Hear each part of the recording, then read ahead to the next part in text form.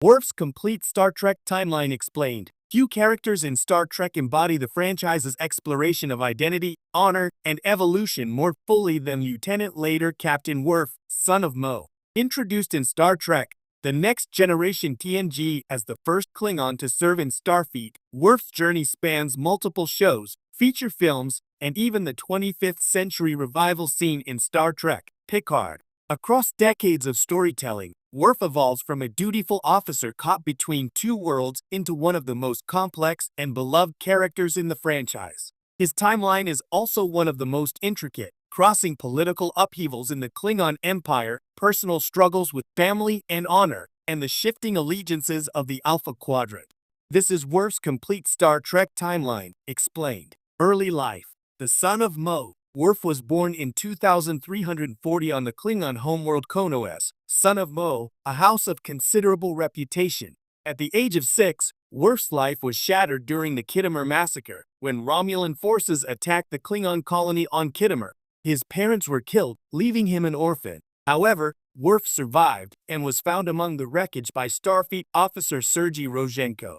Raised on Earth by Sergei and Helena Rozhenko in Galt and later Russia, Worf grew up between cultures. His adoptive parents provided a stable, loving home, but Worf never fully reconciled his Klingon heritage with his human upbringing. At a young age, Worf accidentally killed another boy during a soccer game due to his enhanced Klingon strength, a tragedy that deeply shaped his sense of restraint and discipline. This incident instilled in him a lifelong struggle with self-control and the fear of his own power. Determined to honor both his heritage and adoptive family, Worf applied to Starfleet Academy, becoming the first Klingon to join its ranks. The Next Generation, Duty and Disgrace. Serving aboard the Enterprise D, Worf's first major assignment came aboard the USS Enterprise D under Captain Jean-Luc Picard in 2364. Initially serving as a junior officer in security, Worf quickly proved himself in combat and tactics. After the death of Chief of Security Tasha Yar, Worf was promoted to replace her, becoming a central figure on the ship. His time on the Enterprise D constantly forced him to confront his Klingon identity. Though loyal to Starfleet, Worf remained deeply committed to Klingon traditions, often clashing with his crewmates over questions of honor, justice, and family. His dedication to duty made him invaluable, but his rigid adherence to Klingon codes often created personal conflicts. Discommendation and the House of Mo. Perhaps the most defining chapter of Worf's TNG arc came during the Klingon Civil War. In Sins of the Father, Season 3, Worf was falsely accused of treason when his father, Mo, was blamed for collaborating with the Romulans at Khitomer. To preserve stability in the Empire, Worf accepted discommendation, willingly sacrificing his honor and reputation to protect Klingon politics. This moment defined Worf's struggle. He carried shame so that the Empire could endure. Worf's brother, Kurn, later re-entered his life, pulling him into Klingon political struggles time and again. These episodes showcased Worf's willingness to sacrifice personal happiness for the greater good, whether that meant enduring disgrace or even offering to die for honor. Relationships and family. During TNG, Worf's relationships also shaped his story. His brief romance with Counselor Deanna Troi never fully developed, but his fatherhood of Alexander Rozhenko, born from his union with Kellier, forced him to balance Klingon tradition with parenthood. Worf struggled as a father, often failing to reconcile Alexander's half-human nature with Klingon expectations. Deep Space Nine, Warrior and Diplomat. When the Enterprise D was destroyed in Star Trek Generations 2371, Worf's life took another turn. In Star Trek Deep Space Nine DS9, he joined the crew of Captain Benjamin Sisko's space station, initially as strategic operations officer. Klingon Federation War. Worf played a pivotal role during the breakdown of relations between the Klingon Empire and the Federation. Chancellor Gowron's aggressive campaigns forced Worf to choose between loyalty to his people and his Starfleet oath. True to his character, Worf sided with Starfleet, resigning his commission in the Empire. This made him an outcast once more, but also reinforced his unique position as a bridge between two cultures.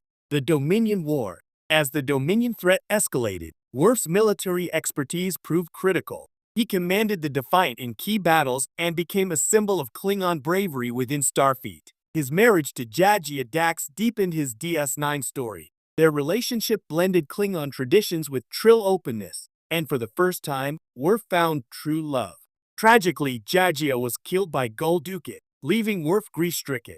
Later, Worf avenged her by slaying Dukat in combat during a pivotal mission.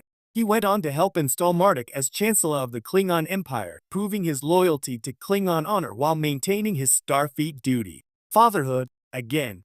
Worf's strained relationship with his son Alexander continued in DS9, where Alexander joined the Klingon Defense Force despite his father's misgivings. Their difficult bond highlighted Worf's ongoing struggles with balancing duty, fatherhood, and culture. The movies, Legacy of the Next Generation. Worf continued to appear in the Star Trek, The Next Generation films, though often in ways that stretched continuity. After DS9 placed him in a Klingon ambassador role, he conveniently rejoined the Enterprise-E for major events like First Contact, where he fought the Borg, Insurrection, and Nemesis. These films emphasized Worf's combat prowess and sense of humor but rarely advanced his arc as deeply as the shows. Still, his loyalty to Picard and his willingness to fight for the Federation's ideals remained central. Ambassador to the Klingon Empire. By the end of DS9, Worf became the Federation's ambassador to Konos, finally bridging his two worlds in an official capacity. This role was a natural evolution of his journey. The once discommended outcast now held authority as a diplomat, representing Starfleet to the Empire. However, this career was not his ultimate destiny. Worf's path continued into the 25th century. Star Trek. Picard, the Enlightened Warrior. Decades later, Worf returned in Star Trek. Picard Season 3, older and wiser. By this point, Worf had refined himself into a calmer, more spiritual warrior. His reintroduction emphasized restraint. He sought peace before violence, wielding a traditional Klingon Kurlith blade as often as a phaser. This Zen Klingon persona reflected years of growth. Worf was no longer the angry, rigid officer of TNG or the grief-stricken warrior of DS9. Instead, he had integrated his Klingon and human influences, achieving a rare balance. Worf joined Picard, Riker, and the reunited Enterprise D crew to combat the Borg changeling conspiracy threatening the Federation. He revealed that he had trained Raffi Musiker, mentoring the younger Starfleet officer in espionage and combat. His mentorship underscored his shift into a figure of wisdom and legacy. By the finale, Worf once again fought at Picard's side aboard the restored Enterprise D, helping to save the Federation and secure his place as one of Starfleet's greatest heroes. Worf's legacy. Worf's complete timeline reveals a character defined by struggle, sacrifice, and growth. From orphaned Klingon child to the first of his species in Starfleet, he embodied the tension between duty and identity. His arc included accepting disgrace to protect the Klingon Empire, struggling as a father and husband, learning painful lessons through loss, serving in two historic wars, the Klingon Federation conflict and the Dominion War, helping to reshape the Klingon Empire's leadership, evolving into a wise mentor and peace-seeking warrior in his later years.